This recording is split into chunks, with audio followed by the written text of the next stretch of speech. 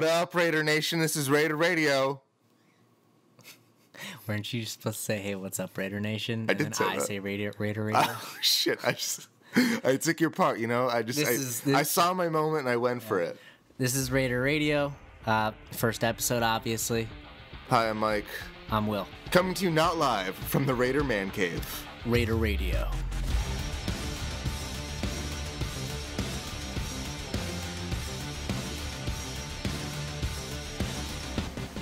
So, we're here to talk about probably the biggest trade that's happened in the last 10 years. AJ McCarron for a fifth-round pick. That's what everyone wants to hear about. Yeah, I mean, I think... Huge. I think Jon Gruden is a crazy wheeling-dealing son of a bitch. And, McCarron is exactly what we needed to take this franchise to the next level. I think that's where Jack Del Rio fucked up. He didn't get AJ McCarron. And who's that guy who someone in the Silver Bullet Band, he wrote a song called The Ramblin' Gamblin' Man. I think he wrote that about Jon Gruden, knowing in the future he'd trade for AJ McCarron. Probably. But so in other news, footnote of the day, Khalil Mack. Who? AJ McCarron, Khalil Mack. Sorry, I get them confused all the time. AJ McCarron and Khalil Mack. Me too. So Khalil Mack got traded to the Chicago Bears after what is probably one of the most bittersweet off seasons as a fan, and probably in our history. I mean, so let me ask you this: is this Saturday? Right? I woke up. That's the first thing I saw. I woke up to the news of Khalil Mack getting traded to the Bears, and I honestly thought I might drink drain cleaner that day, but I didn't. I got through the day. But my question to you is: was it in the top 3 worst days of Raider history? Top 3 worst days of Raider history. Holy shit! Well, you got when Bo Jackson was traded, right? Or when Bo Jackson was injured, probably. Injured, but Derek Carr injury. Probably not top 3, but top 10 because that was on like Christmas Day, man. That was that ruined Christmas. It took Christmas away. That has to give it something. Yeah, and the worst part about it is I was at my girlfriend's Hanukkah celebration, and everybody just they just don't understand. Yeah, they just saw like a grown man start sobbing. Like it was horrible. But this is up there. Well, okay. What about the day Jamarcus Russell was drafted? That wasn't... we know now. Well, yeah, I mean, that wasn't as bad as the realization that Jamarcus Russell sucked. Yeah. Like, that happened for me. He was a blip that only lasted, 2-3 years, right? Over the span of time. But, I mean, it was a bad... the fucking reputation went from... So it killed us. Tangents aside. Yeah. The Khalil Mack trade, whether you believe that he deserved the contract that he got or not... Well, he did. Well, he's the best defensive player in the league, arguably. Well, you fucking... He's a walking Hall of Famer. I'm trying to make a point here. Point counterpoint. You want to get your opinion out right away, but I'm Skip Bayless. It was a hard day for any Raider fan. Absolutely. To stomach. If you thought it was a good trade, then you thought it was a good trade, and I could probably wax poetic about how it was smart, but. We lost the best player on our team in a year where you thought Jon Gruden was going to come back. He was going to basically undo the errors that Del Rio did in his last year and hopefully get us back to that 12 win team that we all thought we were. Because for the most part, the core of the Raiders from 2016 when we won 12 games is still there. Like with Mac, it's kind of the same team. Well, it's just the same team with slight tweaks and a better coach. So I thought before the Mac trade, I thought we were probably gonna be a playoff contender. We were going to go deep in the playoffs. We were going to compete, and now I just look at the team and I'm wondering, like, do you have that guy outside of Derek Carr who's gonna make like that clutch play a couple of weeks. No, we do not, because I mean, Khalil Mack has single-handedly won us games before, right? I think of that. I think of that one play from, what was it, a year ago or 2 years ago? Cam Newton, the strap sack where he recovered strip sack where he recovered it. That was Cam Newton. I think he did he that recovered too, right? his own fumble. Yeah, he picked it up and he ran it for a touchdown. Yeah. But it was like 5 yards away. But like, listen, you're never going to improve when you trade the best player in your team. You know what I mean? So, okay, so with Khalil Mack, how many wins do the Raiders get this season, in your mind? With him. I want to get there, but I don't think we're ready for it yet. I think we got to talk about, we got to. Did you say Super Bowl? With Khalil Mack, homer motherfucker. Like, you had your talking Super Bowl. You had your hand over your mouth, and you know what? I heard Super Bowl. That's what I heard. I mean, we're not a Super Bowl team. No, we're not a Super Bowl team. We're not. But so I'm a great Raider fan, but I'm not like that delusional. So let's clarify for the Raider fan that has been living under a rock for the past 6 months, or only watches ESPN. The Raiders got a 2019 first round pick, a 6th round pick in 2019, and then another first round pick in 2020, and a 3rd round pick in 2020. All right. In return for that, the Bears got Mack, a 2nd round pick in 2020. So we essentially swapped 2nd and 3rd round picks, and a conditional 5th in 2020. So that's a lot for you to. So to basically make a long story short, fuck the late round picks. We got 2 first round picks, and we moved down from the 2nd to the 3rd in 2020. Well, it sounds like the Raiders knew he was worth 2 round picks, right? First round picks, and then the other picks almost seem like a counteroffer by the Bears or something, like they probably came back to them with. Yeah, it does feel like a counteroffer that we fucking stupidly agreed to. I agree with you, and I don't know why we traded him when we did. But hold on, before we get into that, I want to go back to my question.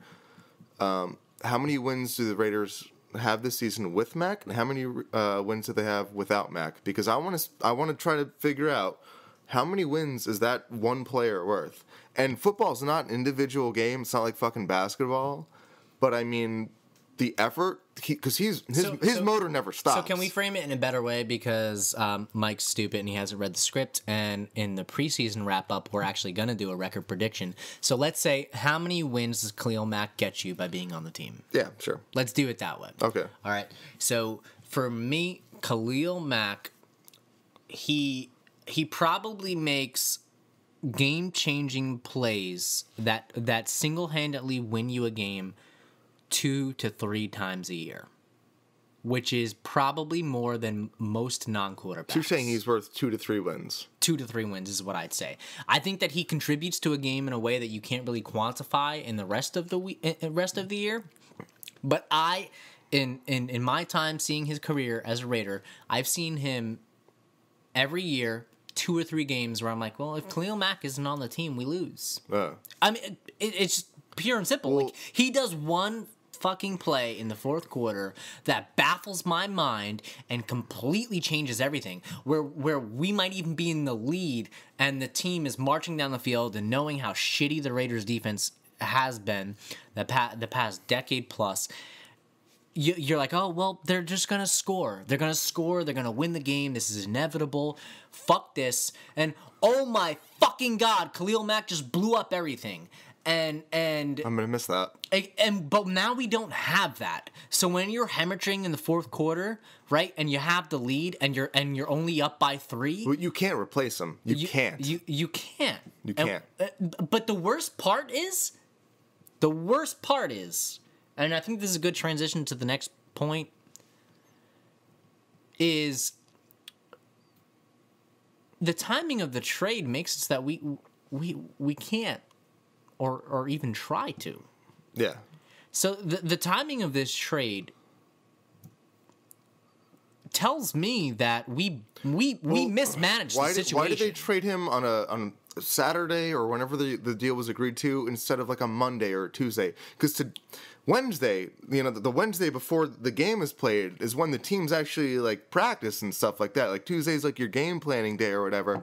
But Wednesday's the day when that physical body who's not there starts to actually affect things. Why didn't we? If you're gonna, the unthinkable happened, right?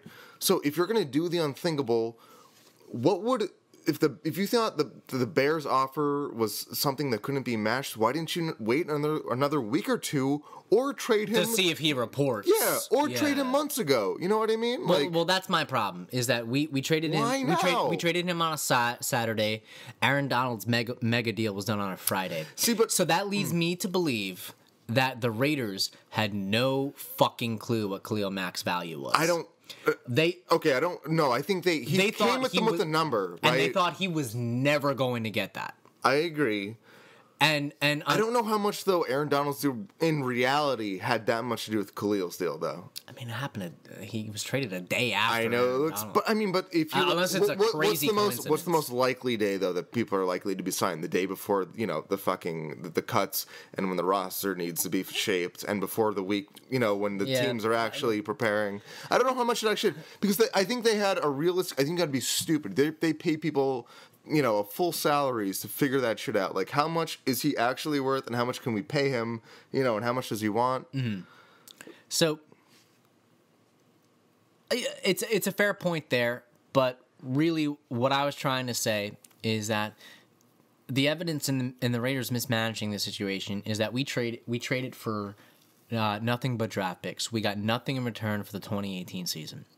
So this is true. So if you get nothing in return for this season, trading him a week before you're supposed to suit up and play the LA Rams, who are a playoff team, who are one of the best, most talented teams in the league, it shows me that you mismanaged the situation because his value, Khalil Mack's value right now, all right, is lower than it was months ago. And the reason why is because the Chicago Bears, right? If the Chicago Bears wanted to acquire Mack, they would not have they would have tried to trade for him, and they might have tried trading for him months ago. All right?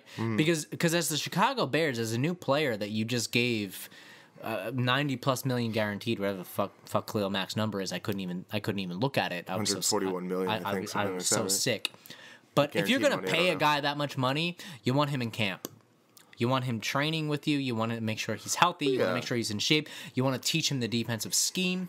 All right. He's not one guy you really worry about, though. I feel like, in camp, like, if he came to play as a Raider, I wouldn't be like, oh, he missed camp, so, like, I have some red flags.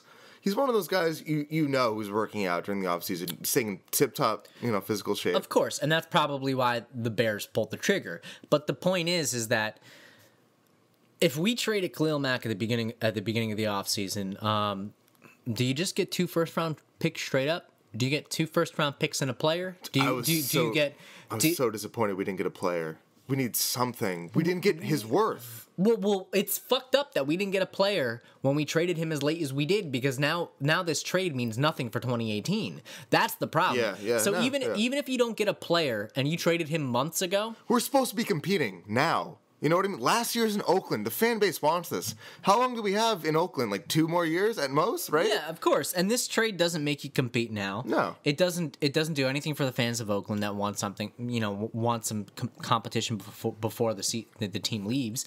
And, I mean, if you traded him early in the season and you got no players back, you could actually form a contingency plan for that position. Right now, we have Tank fucking Carradine as our starting defensive end. That scares me. Like, it bothers me, man, because when I think about it, I mean, there are players who were signed that were not very expensive that could have been starters in the short term for us. I just looked it up. I mean, on the high side of things, Trent Murphy got signed for $7.5 million a year, and he got 9 sacks last year. Khalil Mack got 10.5. We know Khalil Mack is better than Trent Murphy. Triple teamed, yeah. Yeah, Khalil Mack's better than Trent Murphy. Don't get me fucking wrong. I don't know if Trent Murphy's even a fit. But going down the list, like, look at one of our own guys. Looking at production, yeah. Yeah, looking at production, but look at one of our own guys. Danico Autry got paid $6 million by the Indianapolis Colts. He was admittedly overpaid, but I'm of the opinion guys are more valuable on your team another team. I think that's the general GM sort of standpoint too. But I mean, you would have felt more comfortable going with Danico Autry than tank fucking Carradine, into the season. Exactly, because you know what? I know Danico Autry. Yeah. Well, yeah, exactly. He's a known quantity. Exactly. How many free agents come from other teams? They change schemes, and they just. I mean, and granted, we changed defensive schemes this year. But the point is, like, look at Sean Smith, who came from the Kansas City Chiefs. He was he was a Pro Bowl corner, and he came here and he did nothing. Because you know what? Sean Smith was more valuable to the Kansas City Chiefs than he was to the Oakland Raiders. Even prison didn't want him. They released him. You're a piece of shit. That's a funny. That's fucked up. That's fucked up. But yeah, I mean, I would have given, like, if you trade Khalil Mack at the beginning of the season and you don't have to pay that 13-14 million that he was owed, $6 million to Danico Autry, so that you have a guy in place that can produce on an average level for you. Now, there's stuff to be fucking gained from that. Like we draft, Tank Carradine, Fidel Brown, and Arden Key. I mean, hey, listen, there's a lot to be excited about, right? Young talent and all that was not without getting into it, but like, there's a lot to be excited about, right? But I think we both agree, no matter what. And if you're a realistic Raider fan, you know that the situation was, number one, mismanaged. Two, I was more excited than anyone when Jon Gruden came, right? But he let go a walking Hall of Famer, and this trade, for better or worse, whether it works or it doesn't, is going to be his legacy. And maybe one day he'll end up fucking regretting this. You know what I mean? How many? This is gonna determine how people feel. This is gonna make or break Jon Gruden's absolutely. His whole, his legacy. Think of it this way. This could be his legacy. I want to say 6 years from now, because we have first round picks going to 2020. But 6 years from now, when we see the draft picks, when we see the moves that we've made since then, we'll be able to say, like, Jon Gruden fucked up, but see, Jon Gruden succeeded. But that's the thing. We have to approach this like logically, right? Because I get it. I mean, I reacted to going through the stages of depression. Like, number one, when I saw it, like on Saturday on my fucking phone, I felt depressed, and that's that's the reaction. But then what is like stage 2 of depression? Like, acceptance. So now we got to accept it going forward. This is reality. This is what the team is going to be, and we and all emotion aside, taking it logically, we're not going to be able to really realistically grade this trade for another 4 to 5 years. You know what I mean? Once we get those draft picks and they develop listen, you can't replace Khalil Mack. You can't. You're not reaching into the mystery box and taking another Khalil Mack, because he's a generational talent that just doesn't fucking spring off trees. You know what I mean? But I mean, my hopes are Mitch Trubisky is a hot. Mitch Trubisky. He's a hot piece of shit. I hated him coming out of college. I don't think they're going to be a good team this year. I don't. They had a borderline top 10 defense. Their defense is going to be great. They had a top 10 but defense. I still, top 10 and I think they got a better coach, right, Matt Nagy or whatever. But I still think their offense is going to be able to move the ball. Even though they've got a lot of talented pieces, but Trubisky, there's so much pressure on him. He's the big question mark.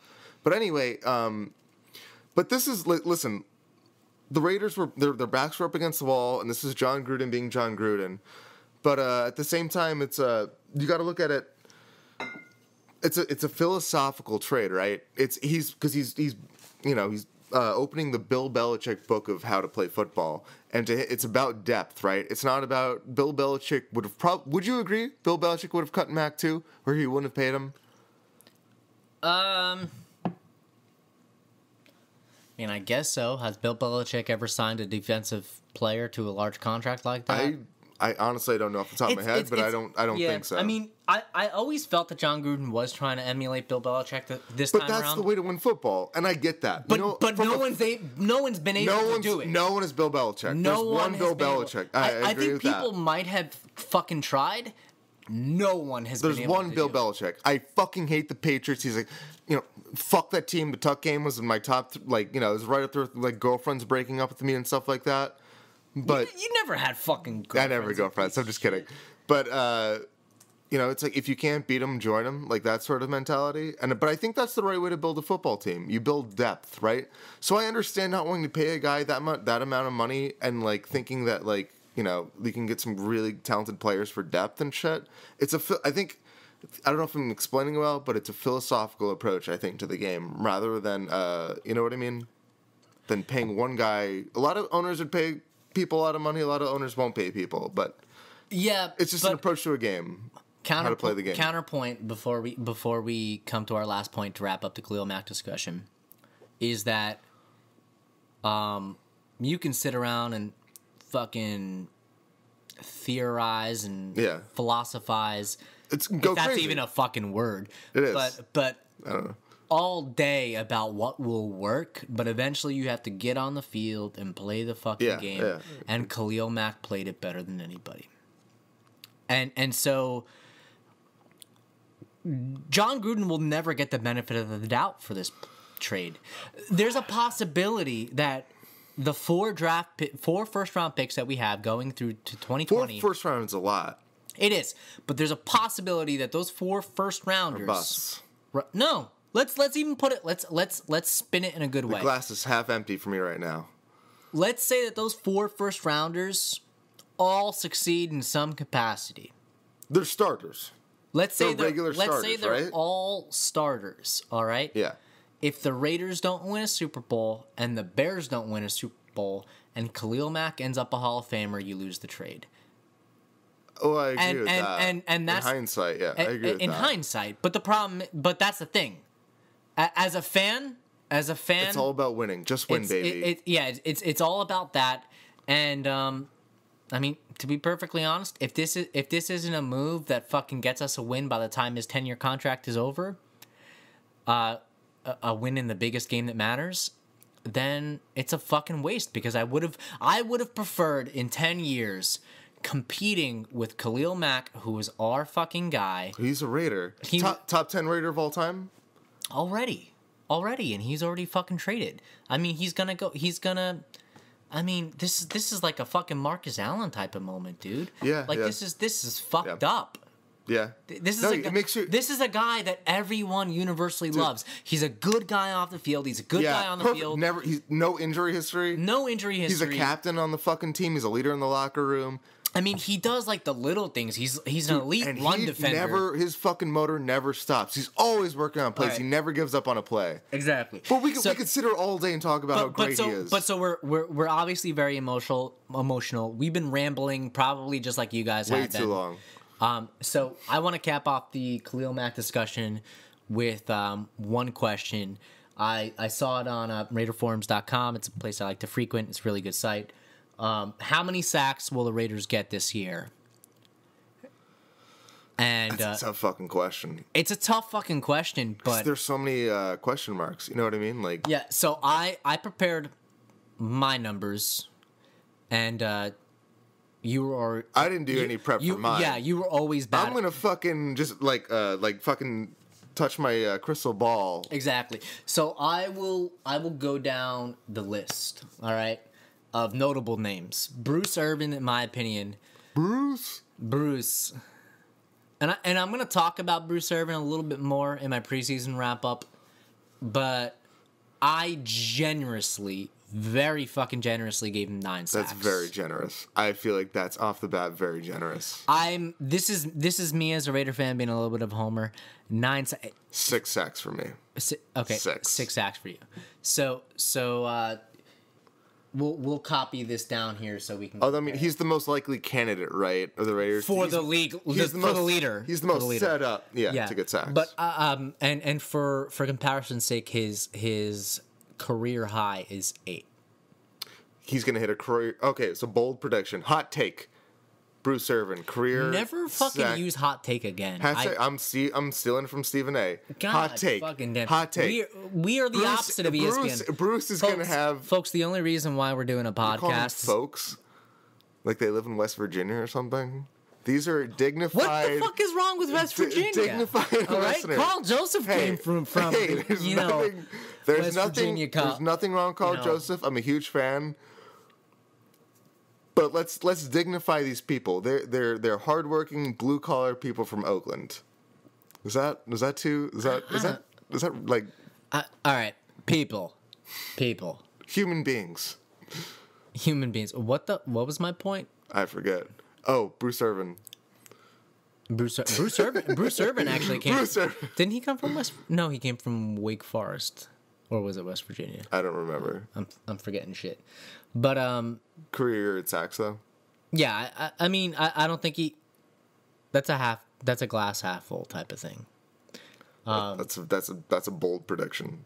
It is a bold prediction, and if I wasn't half drunk on wine, it's classy. You're so classy. I'm not classy. I'm slutty. So there's a difference. There's a fine line between classy and drinking wine and being easy. Drinking wine to get drunk and be slutty. Yeah.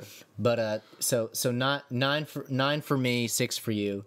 The next I have is PJ Hall. I think again I'm being pretty generous on this one. I got 3 sacks for PJ Hall. I can see that. I'm gonna put him at 2.5. 2.2. But I think that's around right. The place. Well, the thing is that when I started thinking about like what kind of sack protection we're going to get from our rookie defensive tackles, I started looking at other defensive tackles. And the first person people are going to go to is Aaron Donald, which is 9 sacks. And people don't do that. All right. Yeah. Aaron Donald is probably going to go down as the best defensive tackle of all time. Ooh. Like I'm going to let you. Hot take. Just get the fuck out of here with that, But so defensive tackles, when they're like 10 years in the league, don't get 9 sacks a year.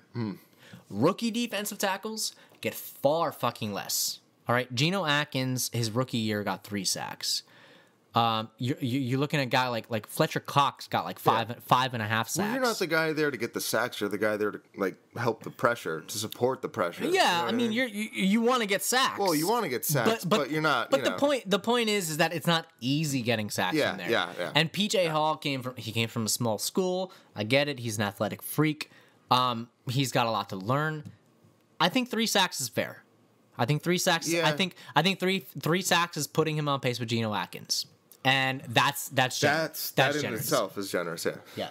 So next on the list, Tank Carradine, who super generous. I see your number. Yeah. So I went Tank Carradine. I skipped to Justin Ellis because I think his career high in sacks is like a half sack or some stupid Christ. Shit like that. He's a nose tackle. He doesn't need to get sacks.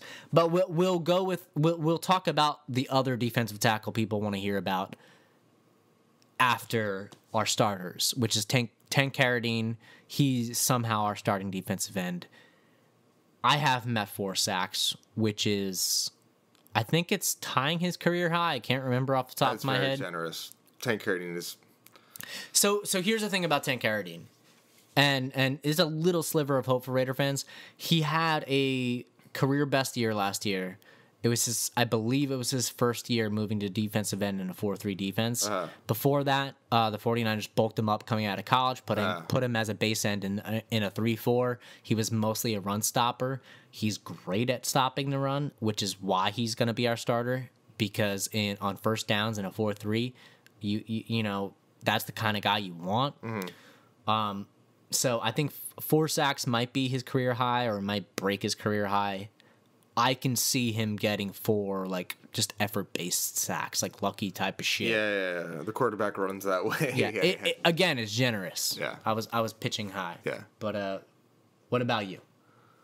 I mean, I can see around 4 too. Maybe if it was 5, if the Broncos didn't dump Paxton Lynch, because I feel like is Case Keenum not to talk about. No, I said just yeah. Yeah, Paxton Lynch feels like the type of quarterback that would get sacked by Tank Carradine. Absolutely, because he'd run right into him and just probably fumble the ball. You know what I mean? But I mean, the Broncos dropped him. We're not talking about the Broncos, but fuck the Broncos. Fuck the Broncos, or the Donkeys, as they're referred to. Call them whatever the fuck you want. They're pieces of shit. All right, going on. Mo Hurst. So this is our defensive tackle. Mo Hurst isn't starting for us. He's an Uber driver with a rating of like 4.5 or something like that. So with that in mind, I'm going to go 4.5 sacks. Tip him, baby. Tip him. You got 4.5 sacks? 4.5. All right. Hot take. watch the Uber ratings be on a scale of 10, and Mike just fucked everything up. It's actually a scale of 10 here. Yeah, that's exactly what. Maurice is going to get 37 sacks this season. I got for a defensive tackle who's going to be coming in our sub packages on third down. I got Mo Hurst at 2. Okay. People might call me a hater. Yeah, you're a fucking hater. I'll be the one to call you a hater. Right? I'll be honest. I hated Mo Hurst as a prospect. Mo Hurst. I did not like him as a prospect, but I also viewed him as a guy who was going to be taken in the first couple of rounds. So, as a fifth rounder, where we got him, like holy shit, that's a good value. This might be the worst thing that I've ever said, but if he pans out right and he's effective and he's a sack machine. Can we call him Mo Hurst? Like, call the Hurst because the quarterback's dead? Is that the worst thing I've ever said? That's up there. Am I? No, it's not the worst thing you've ever said. Am I becoming less of a human being because of that? I mean, you're just trying to be funny, but you're not funny. Yeah, but that's a story of my life. Yeah, I mean, it's what else is new? It is what it is. So it's what my parents say. Yeah, so let's power through this because I got to take a piss break. So okay, same. We'll cut real quick, but Arden Key. So Arden Key, I don't know, dude. He's the biggest question mark in the whole fucking defensive line. Arden Key, Tank Carradine. The one reason why I'm not as worried as I should be about Tank Carradine, because I'm a homer, is that he probably will come off the field on third down. Yeah. And in certain second and long situations, he's going to come off the field as well. Arden Key is pretty much going to be the pass rushing defensive end opposite of Bruce Irvin. Mm-hmm. It's obvious now that's what's well because we've got nothing else. Exactly. I mean? By virtue. By default. Yeah. By default, there you go. I got Arden Key at 6 sacks. I think Arden Key is a sack artist. I think that if he didn't come into the combine weighing light, I would have put him as a top 15, top 20 talent. I think that he was the best pass. That was the general scouting report, right? That he was a top 10 talent in itself coming out. He was a top 5 talent a year ago. I mean, the thing about Arden Key is that he's got a full pass rush arsenal. He knows how to do multiple moves. Most guys coming out of college don't. Yeah. His problem was maturity, discipline. The whole off the field. Yeah, thing. And then his weight. His weight has fluctuated throughout his career. He had injuries, and then his weight fluctuated. If he's healthy, if he bulks up as the season goes on, he's still a little too light for me. I could see him being a perennial All-Pro defensive end. This year, that's a high bar. That is a high bar, but he's got the talent. He's got the skill. Is he going to exceed Bruce Irvin?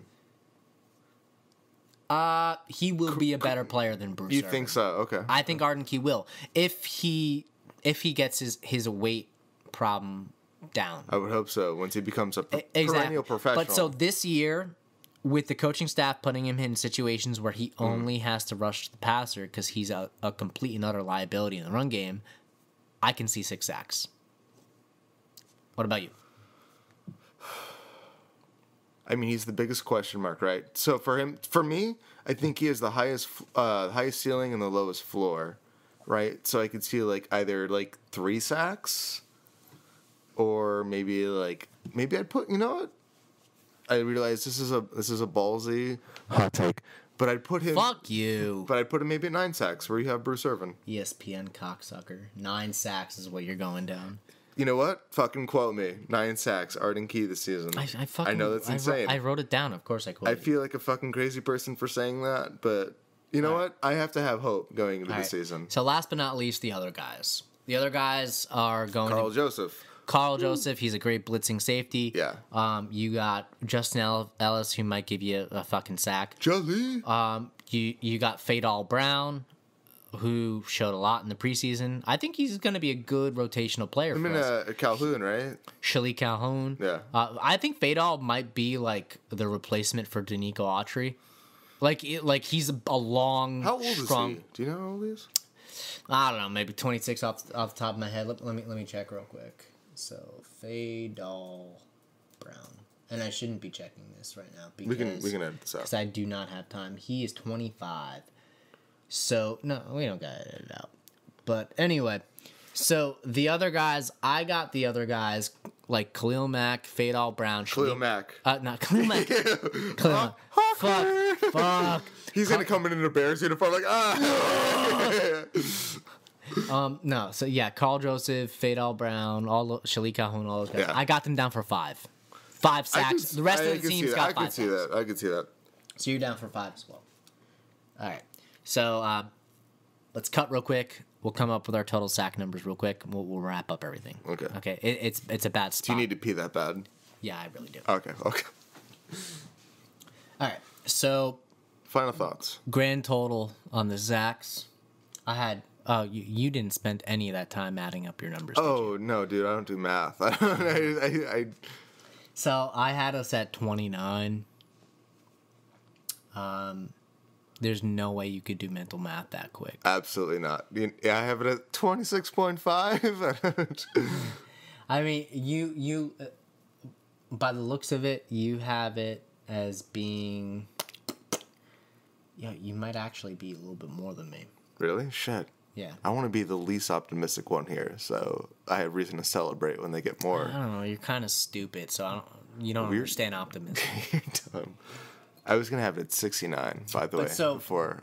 So, I mean, fuck Mike's opinion. You guys can add up the numbers if you actually care, but I know you don't. You don't care. I had 29. In 2017, the Raiders had 31 sacks. And that was with Khalil Mack. So slightly less. I mean, that would make sense for me though for a defense that just lost its best player again. You know what I mean? Yeah. But better schemed. Exactly. So that's kind of my point about all this. There's a give and take. We were 24th ranked last year. So 31 sacks was not good by any means of the imagination. For me this year, we are not going to be a good pass rushing team. But we are going to be a more well-rounded one. We're going to be more efficient. For guys that are not necessarily talented enough or ready to play in the spotlight yet, so PJ Hall, Mahurst, Arden Key, I think that we're going to be a better defense. We're going to be a better team, though the stats might not show it. And that's because you lost 10.5 sacks with Khalil Mack. I mean, you lost more than just 10.5 sacks. You lost the presence. And the best run defending defensive end in the league. I mean, Absolutely. We're not even talking about run defense. Mm-hmm. So he's great on passing defense too. Yeah, I mean, moral of the story is that I think we're gonna be as good of a defense as last year, which is not saying a lot, but we're doing it with less talent. Does that mean that as good as Khalil Mack is that as bad as Ken Norton was? Yes. Yeah. Yes. Yes. That means he's the worst defensive coordinator in the league. So, really what it all comes down to is if some of those picks that we acquired are towards defensive ends, I mean, or defensive players, if the Bears end up sucking and we get Nick Bosa, which is Joey Bosa's brother. Yeah, who's Joey has said is better than him. A lot of people have said that. That would make me very happy. Exactly. So, was this a bad trade? We don't know. Yeah, no. We don't know. I'm going to say we don't know. I'm going to say this: was it a bad trade? Wholeheartedly, you don't trade a Hall of Fame player. But as fans, like you said, the stages of depression, you accept it, you move on, you try to spin it positively. As fans, it's not reason to go and jump off a cliff. I agree. We have resources going forward that could still make our team competitive. Yeah, we've added to the resources substantially. Look, big picture. You know what I mean? Yeah, it's a big picture thing. Hey, we could fuck up all 4 picks, and then we're worse. But as fans, you don't want to think about that. As a fan, we're gonna be just as good of a defense this year without Khalil Mack because the net gain in Paul Gunther and his defensive scheme is gonna counter that a little bit. Those are just hard words to swallow without Mack. You know what I mean? It's tough. And then going forward, I mean, fuck. I mean, we might get a couple of better prospects. Some of the 3 guys we have now might explode. Okay, let me hit you. We might end up being a better defense. Let me hit you with this scenario. We might, right? So you're never going to replace Khalil, the best defensive player in the league, right? But what if you get 4 starters out of that, 4 bona fide starters out of this trade? Is it worth it? Does it make your defense better overall? You know what I mean? We won't know until the last game of 2020 is played. We won't. But, like you said, it's no reason to go jump off a cliff because there's hope at the end of this tunnel. As small as it may seem, there's still hope there. And you got to approach it logically, not emotionally. And again, or I don't know if we've said this, but like you're paying 25, whatever it is, % of your cap to 2 players. Yeah. And I get it. That's not shutting the gate or the door on a playoff contending team.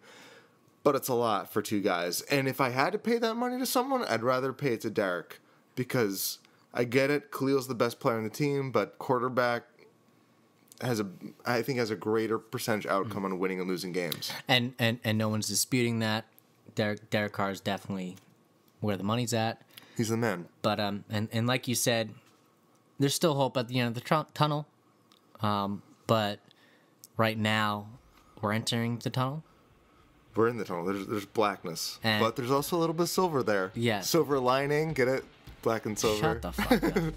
And we're gonna talk about the journey from point A to point B next.